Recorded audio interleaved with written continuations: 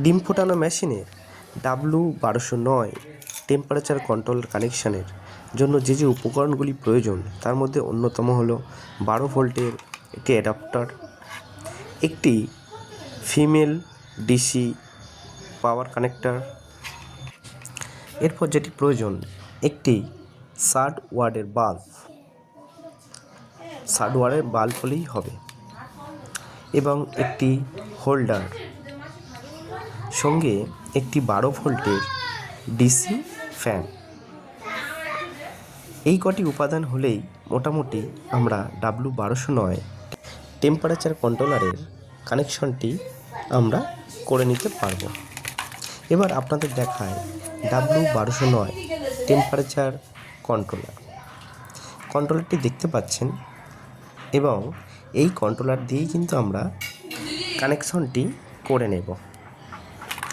সেই সঙ্গে দেখতে পাচ্ছেন একটি হিট সেন্সর এখানে দেওয়া রয়েছে, যেটি কন্ট্রোলারের সঙ্গেই কিন্তু দেওয়া হয়। এরপর আপনারা দেখতে পাচ্ছেন একটি ডিসি ফিমেল কানেক্টর। এটা একটা দিক পজিটিভ এবং একটা দিক নেগেটিভ রয়েছে। দুটি ছোট তার নিয়ে একটি পজিটিভ অংশে আমরা কানেকশন করব, অপরটি নেগেটিভ অংশে কানেকশান করব। পজিটিভ অংশে স্বাভাবিকভাবে লাল তার দেওয়া হয়েছে এবং নেগেটিভ অংশে কালো তার দিয়ে আমরা কানেকশনটি করে নিয়েছি।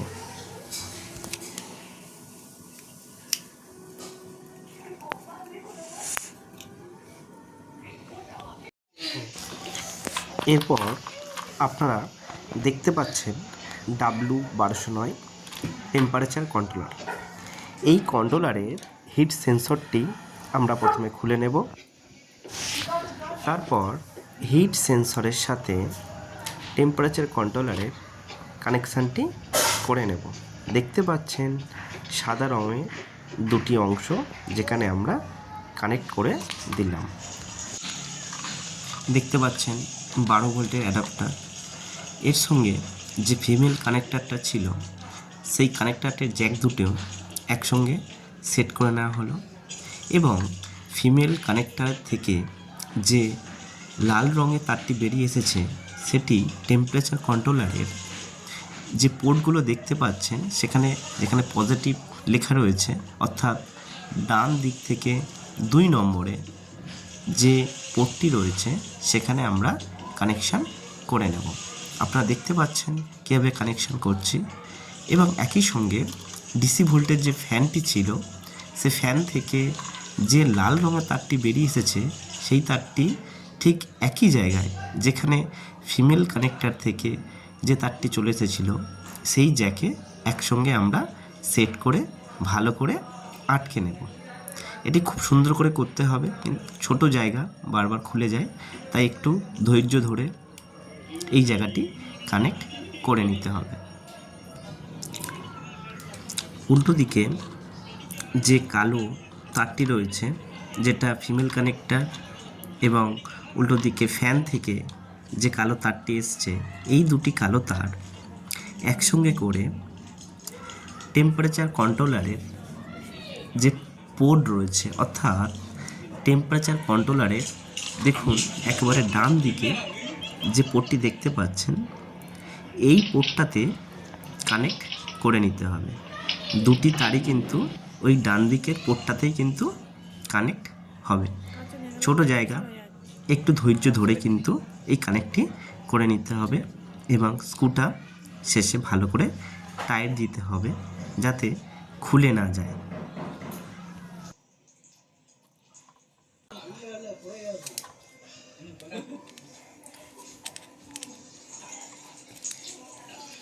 কানেক্ট করা হয়ে গেছে। এখন হোল্ডার দেখতে পাচ্ছেন, এই হোল্ডার থেকে যে তারটি বেরিয়ে এসছে ওই তারটির শেষ মাথায় একটি জ্যাক লাগানো আছে।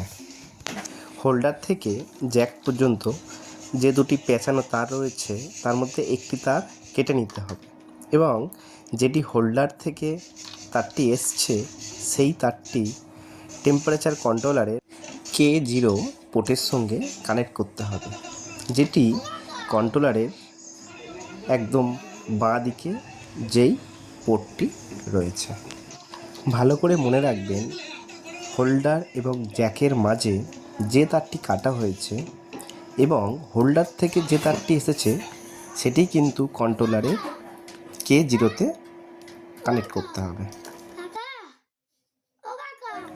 অন্যদিকে জ্যাক থেকে আসা যে তারটি রয়েছে, অর্থাৎ জ্যাকের দিক থেকে যে কাটা তারটি রয়েছে সেই কাটা তারটি টেম্পারেচার কন্ট্রোলারের K1 যে পোর্টটি রয়েছে সেই পোর্টের সাথে কানেক্ট করে নিতে হবে। দেখতে পাচ্ছেন জ্যাক এবং জ্যাকের দিক থেকে আসা যে তারটি রয়েছে সেই তারটি কিন্তু কন্ট্রোলারের K1 পোর্টে কানেক্ট করে নেওয়া হচ্ছে।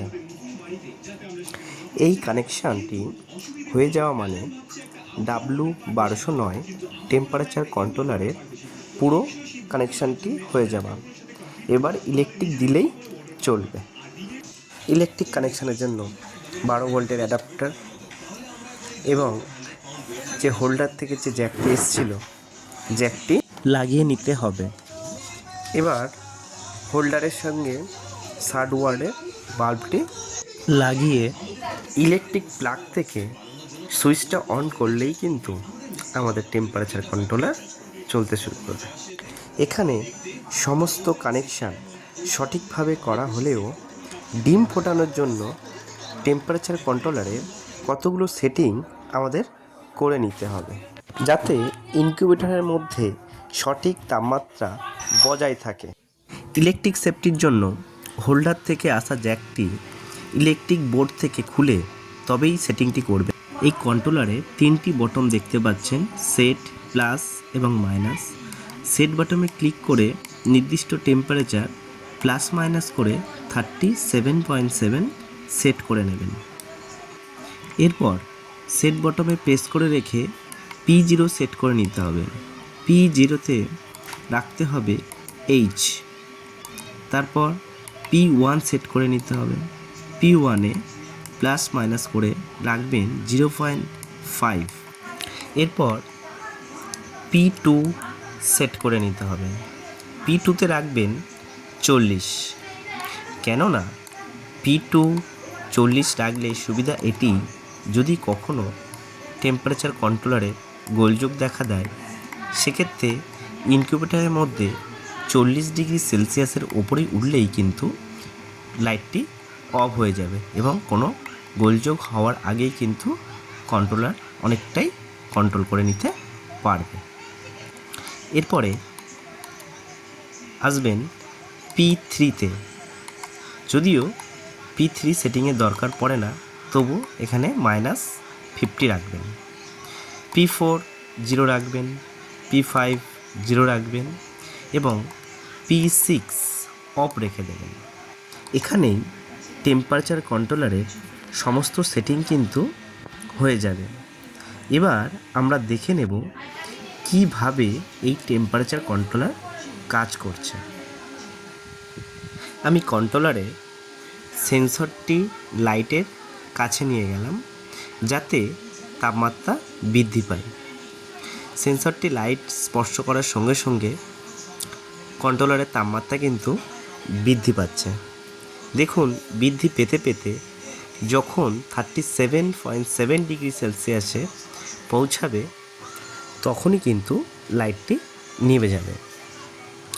এইভাবে যখন 37.2-তে টেম্পারেচার আসবে পুনরায় লাইটটি আবার জ্বলে উঠবে। এই কারণে সেটিংয়ের P1-এ 0.5 রেখেছিলাম যাতে সর্বোচ্চ 37.7-এ লাইট নিভে যায় এবং 37.2-তে পুনরায় লাইট জ্বলে ওঠে। এভাবেই ইনকিউবেটরের মধ্যে তাপমাত্রা বজায় থাকে।